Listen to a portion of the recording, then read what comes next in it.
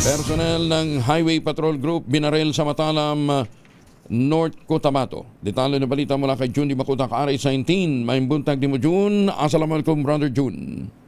Alaikum assalam, Brother Angel.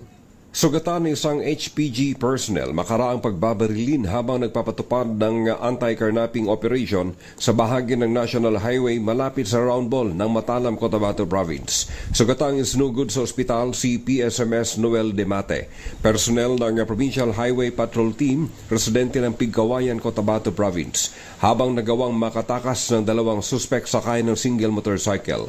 Tanong ng ilang witnesses, bakit umano hindi hinabol ng kasamahang HPG personnel ang mga suspect na may mga sasakyan namang dala ang HPG? Nakipag-ugnayan na ng HPG personnel sa Matalam Police Office para hanapin ang mga suspect. Humihingi naman ng tulong sa community ang PNP at HPG sa magitan ng impormasyon para sa ikadarakip ng dalawang suspect. Samantala, Kuya Angel, nakilala na ang natagpuang bangkay ng babae na nakagapo sa mga kamay at paa at nasa state of decomposition na sa dalampasigan ng barangay Sambulawan, Sultan Mastura, Maguindanao del Norte.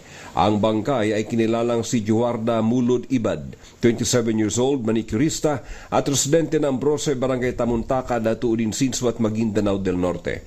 Ayon sa Sultan Mastura PNP, nitong May 3, paumano nawawala ang biktima kasama ng pinsan nitong si Nadia Mulod na bangkay na ring natagpuan nitong nakaraang araw. Mula sa Central Mindanao, RH19, June Di Makutak, DZRH, una sa Pilipinas, una sa Pilipino. Sukran, June.